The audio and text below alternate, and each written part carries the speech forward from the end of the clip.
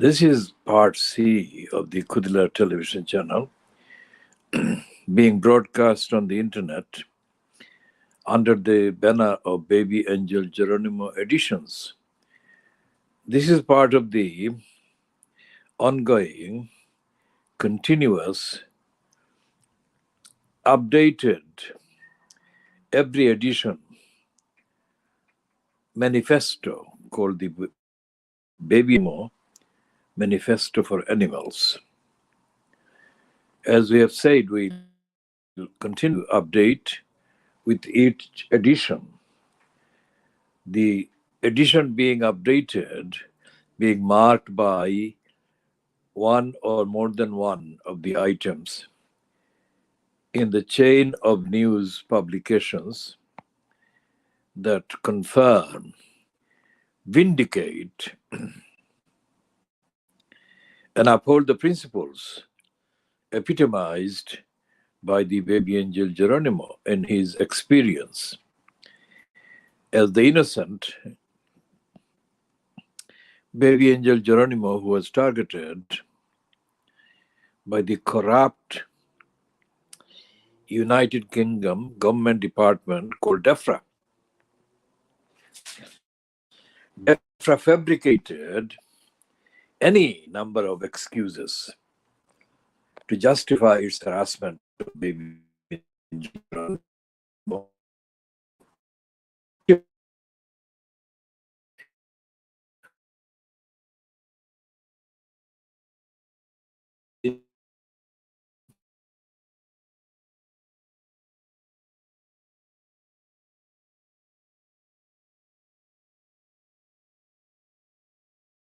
Witness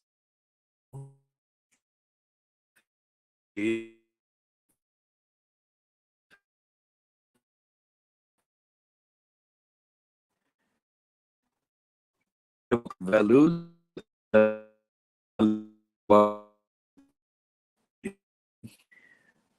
committing crimes against humanity, crimes against innocent beings like baby angel Geronimo, defaming, caring, concerned human mom of baby angel Geronimo's, Helen MacDonald. Helen MacDonald still believes, it appears, that the DEFRA criminal organization did have some good people. But so far there has come no evidence that DEFRA had any good people at all.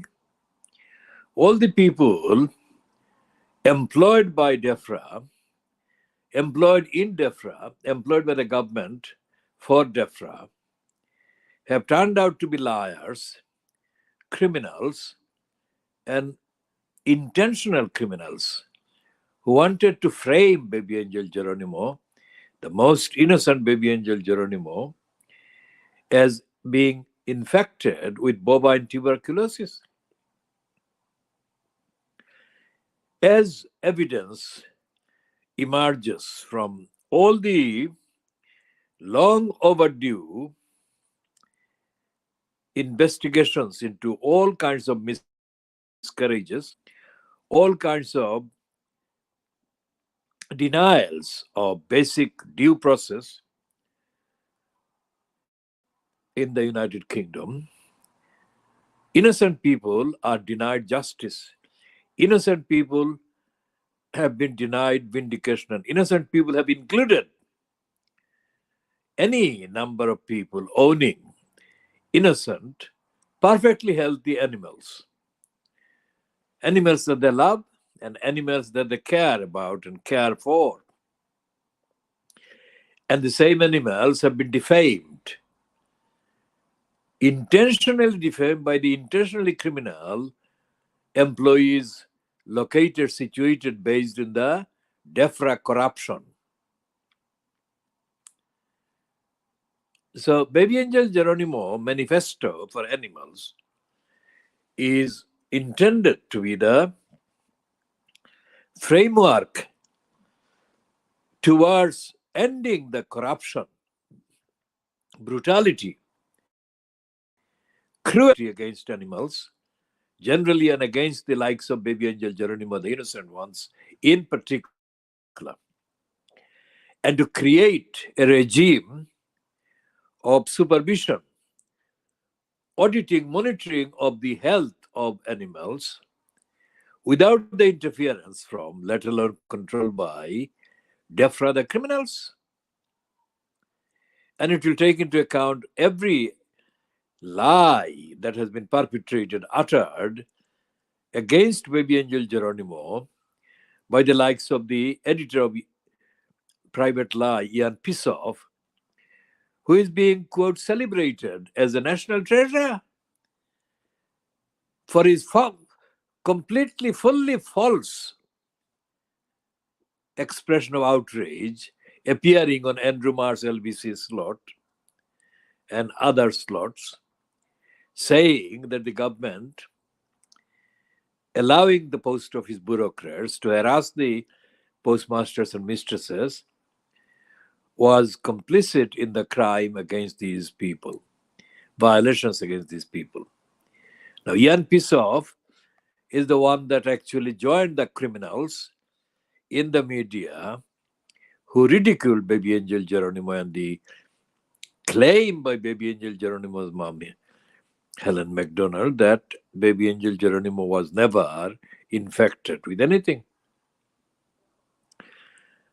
Ian Pissoff was one of the names in the British media. The other one, who has got a platform on the Sunday Times controlled by Murdoch, Rupert Dirty Digger Murdoch, the son of the late Nigel Lyson, Dominic Lyson. Dominic Lyson and Ian Pissoff expressed similar feeling of ridicule against baby angel Geronimo, and they mocked the people who cared for and expressed solidarity with the innocent baby angel Geronimo. So the media will be tackled, the judiciary will be tackled, parliament will be tackled, the executive, that is the government, will be tackled on behalf of the rights, the safety, the welfare, well-being of all the animals, innocent animals. Innocent animals in the United Kingdom, and this will be extrapolated and applied hopefully across the world in due course. Now, today's Fleet Street, that is London newspapers,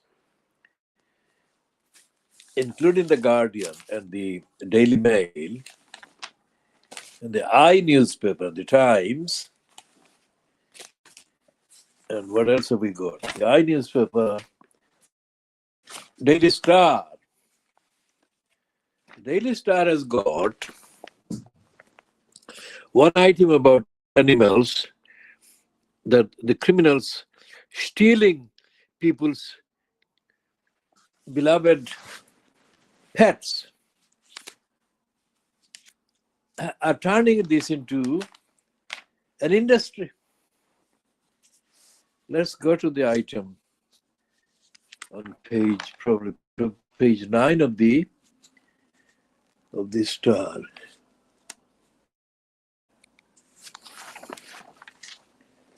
Is it page 9 of the Star? There is this horrible threat as thugs turn to blackmail, and this is the one that is heading on page 9. Give me £2,000 or the cat gets it. Beloved pet Ziggy. There is a picture of the beloved pet Ziggy, and it's a piece by Kate Nelson. Thugs are trolling lost pet forums to demand ransom payments from desperate owners. The crooks are targeting hundreds of dog and cat lovers with intimidating calls demanding up to £2,000, with some even threatening to shoot the animals. Emma Taylor, 40 of Wigan, posted an appeal about missing cat Ziggy. She said a week went by and we got the call. This man just said, I've got Ziggy. I want 500 pounds. I said, I don't have that kind of money. He got more aggressive and said, if you don't pay 500 pounds, your cat's gone. I was hysterical. Cumbria police are now leading a nationwide probe and have identified more than 200 victims across the UK. Brandon Woolveridge, 24, pictured above, of Barrow in Furness, Cumbria, was jailed for 44 months last year for 9 counts of blackmail and one of theft. These criminals will be covered by the manifesto, Baby Angel Geronimo Manifesto for Animals. So we shall be updating on the basis of the facts of the time and the day that we come across.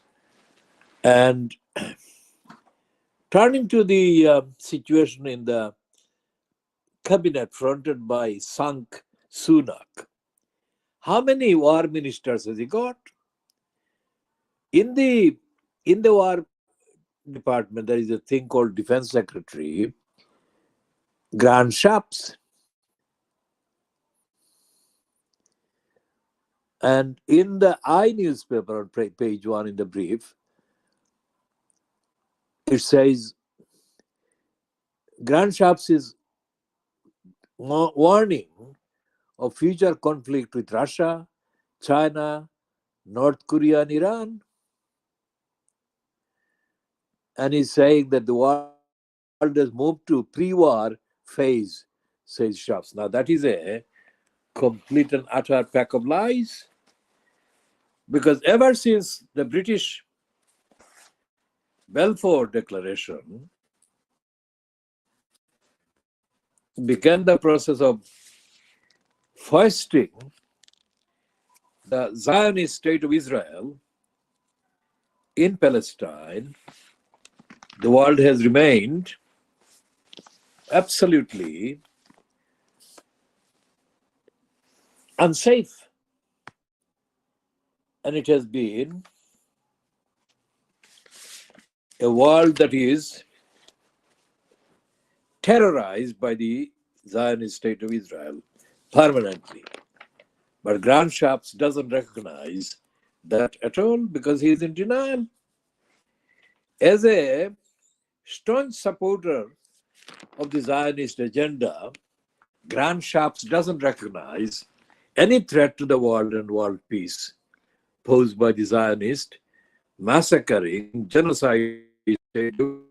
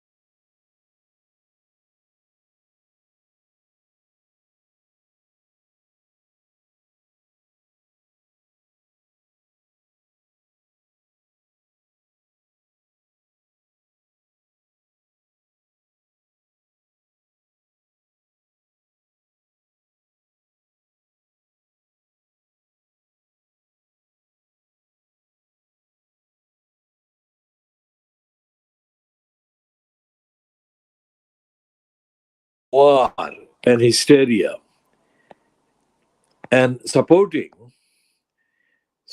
the state of Israel.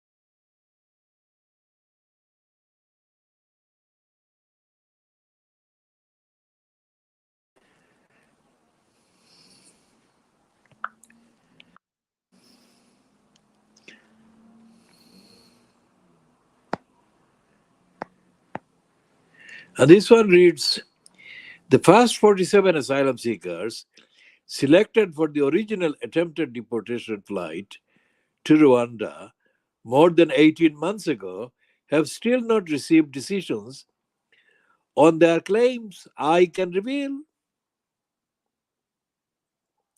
The men, they're old men, who say they have fled from war and persecution in countries including Syria, Iran, and Sudan. See the failure to look at their cases as the latest punishment by the UK government. They have been living in legal limbo in home office accommodations for at least 590 days, despite being part of the legacy backlog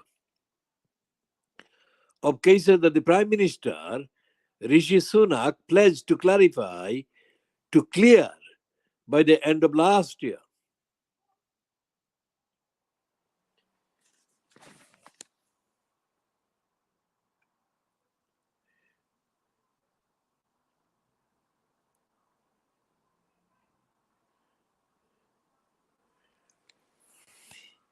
Now, Rwanda is not just about the UK deporting. Look at this other headline on the same page.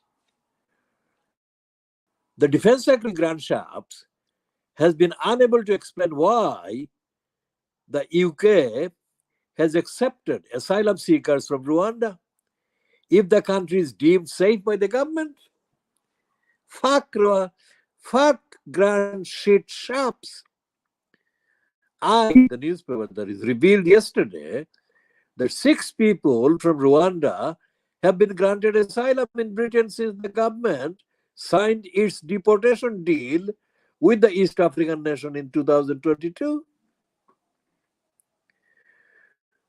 Quizzed on this story by Sky News, Mr. Sharp said he was not aware of the specifics of those cases, but defended the UK's plans to send asylum seekers to Rwanda.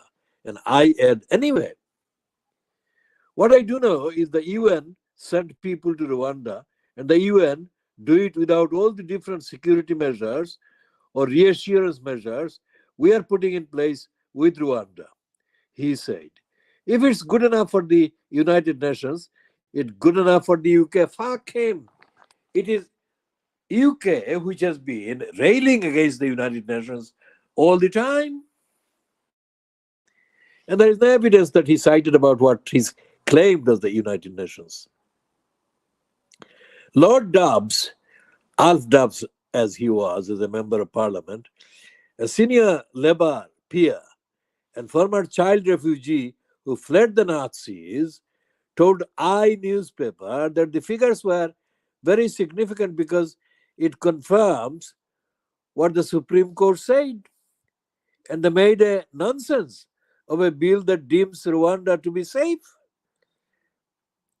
Al-Dab said, it undermines the whole logic of the thing. It makes a nonsense of the government's efforts. But this is bound to be the case because the government is a nonsense government, fronted by Rishi Sunak, whom even private lies, Ian Piece of condemned as empty of any political experience. Ian Piece of said that even Liz had political Sang Sunak didn't have any politics in his background.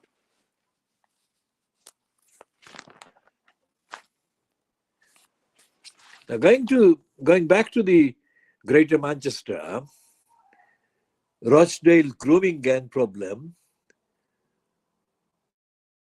and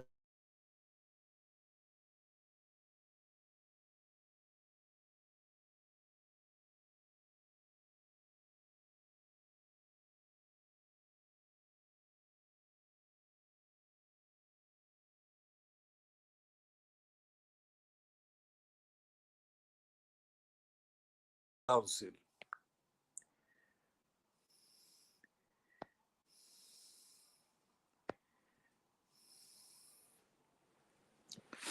So let's have a read of the piece by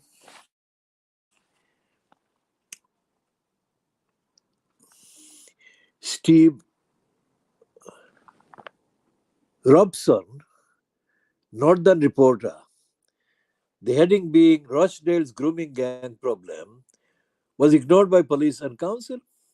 Senior police and council executives repeatedly ignored the problem of pedophile grooming gangs in Rochdale and other botched investigations or left them under-resourced, a review has found. The failures left girls in the town at the mercy of sexual predators. According to the review commissioned by the mayor of Greater Manchester, Andy Barnum, Barnum describes the report as hard to read and said vulnerable girls had been seriously failed.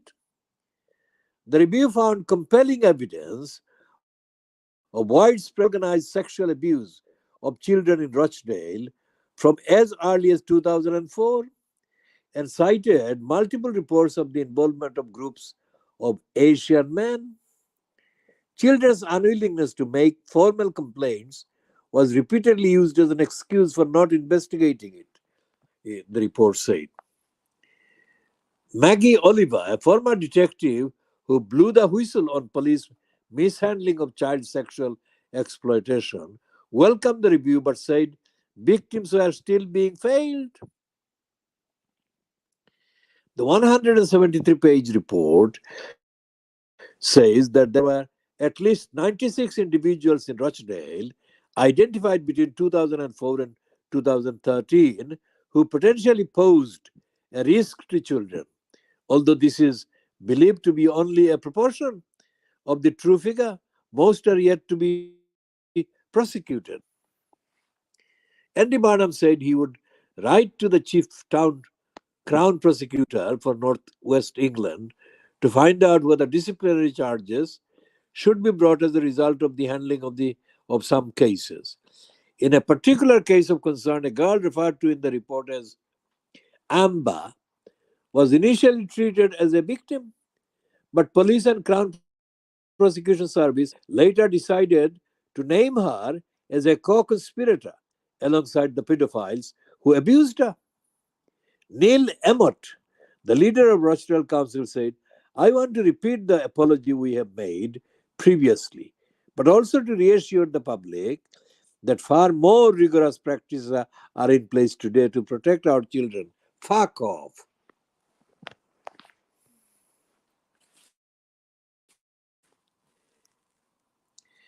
Now, there is another piece on the inquest about these murders by a Libyan criminal under the guise of jihad of three friends, all white, of course, in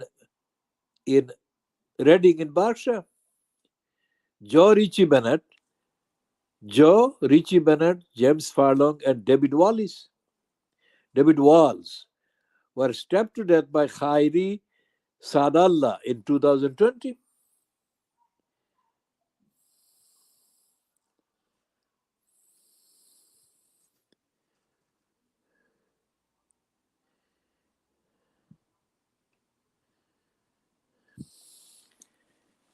Now, this is not good advertisement at all for Muslims, is it?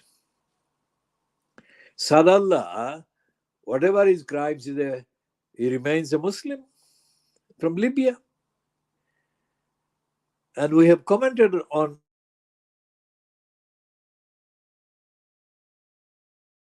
the continuing issue. Essentially, the treatment of Sadallah and the fact that he was allowed to remain in the United Kingdom and he was ignored, his various issues, other crimes and problems that he manifested in his behavior were left unattended to by the various professionals, which once again highlights the complete farce of a unfit for purpose state in the United Kingdom, which again reinforces the need for a baby angel Geronimo manifesto for animals.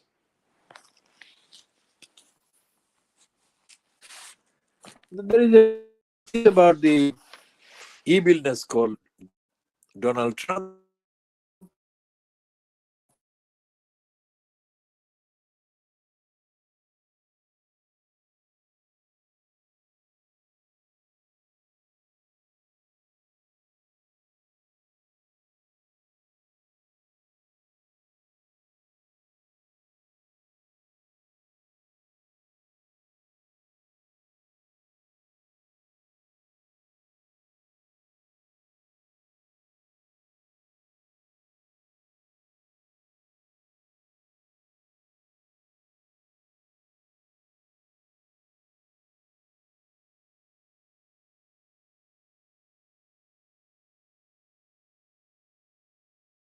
Actual comparison with not only the opposition, so-called other opposition to Donald Trump, that is the Democratic Party, but other parties that are not as prominently reported in the world as the Democratic Party and the Republican Party. But there are parties in the United States which are far more rigorous in their connection with the reality of what is going on in the USA than either Democrats or the Republicans. Now, Yasmin Ali Bai Kant says, mobilize to save the NHS.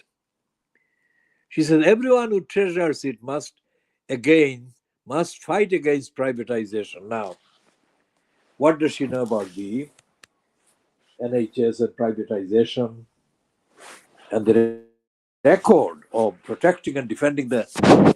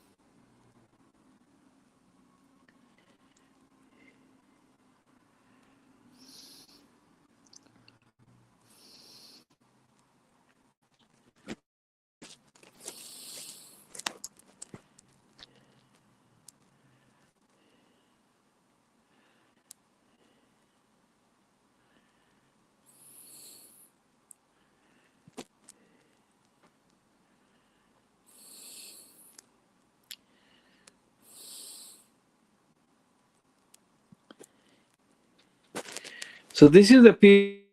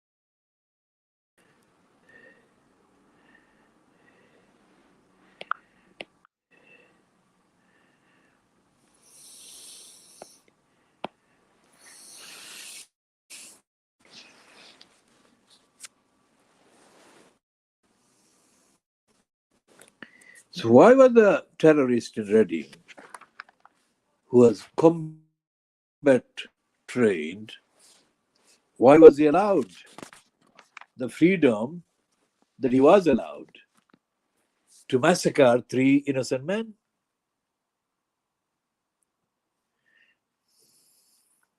And the headline in the Times about the Red Sea, George Grill's defense correspondent says more Red Sea attacks likely after missile hits US ship. Let's see the first part of this article. Britain is braced for further Houthi strikes on commercial ships in the Red Sea after a US vessel was hit by a missile off the coast of Yemen. The Gibraltar Eagle, a 199 millimeter or meter long container ship, was struck by a ballistic missile while sailing through the Gulf of Aden, the second in 2 days. It came after a Houthi anti-ship cruise missile was fired at the USS Laboon, a destroyer, on Sunday in the first act of Houthi retaliation since American and British airstrikes last week. The missile was shot down by a US fighter jet. There were no injuries aboard the Gibraltar Eagle yesterday, and the vessel remained seaworthy despite a fire breaking out, according to Ambri Intelligence, a firm that monitors maritime threats. But the latest attack on international shipping risks further deterring vessels from navigating the Red Sea, a choke point through which more than $1 trillion of trade passes each year. The point I made earlier, that the circumnavigation almost of the whole planet will have to be replacing the Suez Canal shortcut that the Houthi attacks and the Red Sea attacks will be forcing Western cargo ships to undertake, which will make the costs of business many times more than what it is now and what it has been so far.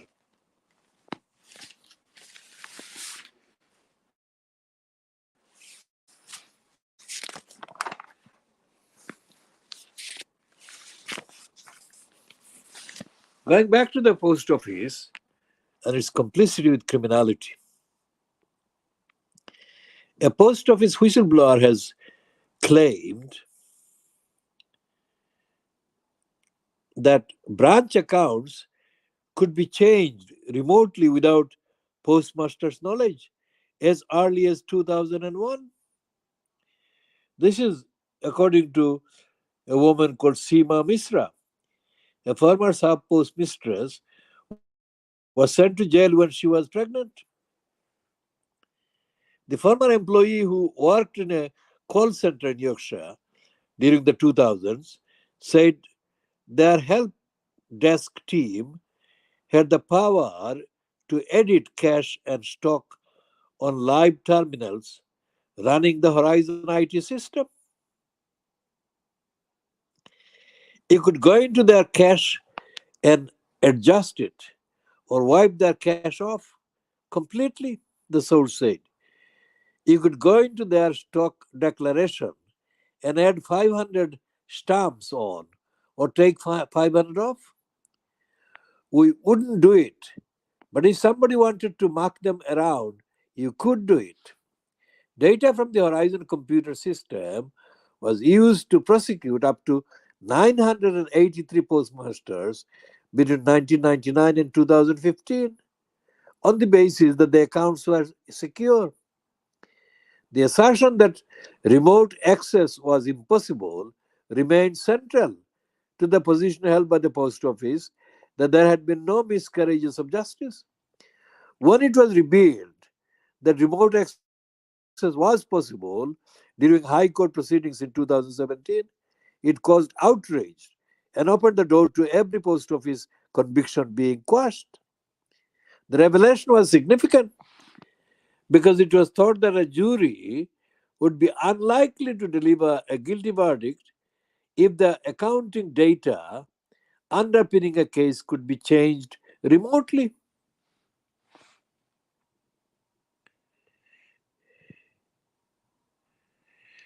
And the inquiry is undergoing, and the post office is making make statement.